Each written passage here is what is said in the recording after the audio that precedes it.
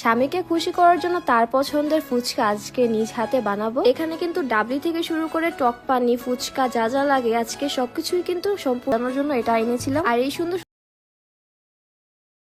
আজকে অনেক কথা বলে ফেলেছি, এখন খুব দ্রুতই রেসিপিতে ফিরে যায়। এখানে কিন্তু আমি ফুচকা বানানোর জন্য সব ধরনের উপকরণ আগে থেকে সেট করে রেখেছিলাম। আমার কাছে কেন জানি রান্নার আগে সবকিছু গুছিয়ে রাখতে অনেক বেশি ভালো লাগে, এতে করে যে কোনো জিনিস তাড়াতাড়ি করে কমপ্লিট করা যায়। যাই হোক, এখানে আমি সবার আগে মরিচ কুচি, পেঁয়াজ কুচি সবকিছু আগে থেকে সেট করে রেখেছি। তো সবার আগে এখানে আমি টক পানিটা বানাবো, এজন্য আমার লেগেছে তেঁতুল, পেঁয়াজ কুচি, টমেটো কুচি, লবণ কুচি। আর হ্যাঁ, আজকে কিন্তু এই টক পানিতে চিনি কুচিও ব্যবহার করেছি। টক পানিতে কিন্তু লবণ কুচির পাশাপাশি চিনি কুচি দিলে এটার টেস্ট কিন্তু আরো বেশি বেড়ে যায়। তো এখানে সবগুলো উপকরণ একসাথে ভালো করে মিক্স করে নিয়েছি। এরপরে কিন্তু আমি শুকনো মরিচের গুঁড়ো অ্যাড করে দিই। তবে হ্যাঁ, তোমরা যারা স্পাইসি লাভার আছো তারা কিন্তু চাইলে এটাতে আরো বেশি পরিমাণেও অ্যাড করতে পারো। এরপর এটাতে অ্যাড করে দিয়েছি ধনিয়া পাতা। আমার কাছে কেন জানি ধনিয়া পাতা অনেক বেশি ভালো লাগে। সবশেষে এটাতে মরিচ কুচি এবং সামান্য পরিমাণে লেবু স্লাইস করে দিয়ে দিয়েছি। আসলে লেবুটা দিয়েছি সম্পূর্ণ সৌন্দর্যের জন্য এবং সেই সাথে এটা থেকে একটা সুন্দর ফ্লেভারও আসবে। এখন আমি এটাকে সবশেষে টেস্ট করছিলাম, কিন্তু টেস্ট করার পরে দেখি যে একটা জিনিস মিসিং আছে, আর সেটা হচ্ছে এই চটপটি মশলা। আসলে চটপটি মশলাটা না দিলে এটা টেস্টটা বাড়ে না। এরপর আমি সবগুলো ডাবলি ফ্রিজ থেকে বের করি। আমি মূলত এই ডাবলিগুলো আগের দিন ভিজিয়ে সিদ্ধ করে রেখেছিলাম। আজকে এগুলো ইউজ করার আগে ভালো করে জাল করে নিই এবং এরপর একের পর এক মশলাপাতি অ্যাড করা শুরু করে দিই। এখানে আমি চটপটি মশলা, জিরা গুঁড়ো, পেঁয়াজ কুচি, লবণ কুচি, কাঁচামরিচ কুচি, ধনিয়া পাতার কুচি, টমেটো কুচি সব কুচি অ্যাড করে ফেলি। আমরা যেহেতু সবাই অনেক বেশি ঝাল পছন্দ করি, তাই এখানে কিন্তু কাঁচামরিচের পরিমাণটা অনেক বেশি দিয়েছি। আর এখন অ্যাড করছি হসপাতা। তোমরা যারা হসপাতা পছন্দ করো না তারা কিন্তু এই বিষয়টা স্কিপ করতে পারো। এখানে আমি কিন্তু সামান্য পরিমাণে শসার কুচিও দিয়েছি। আমি যদিও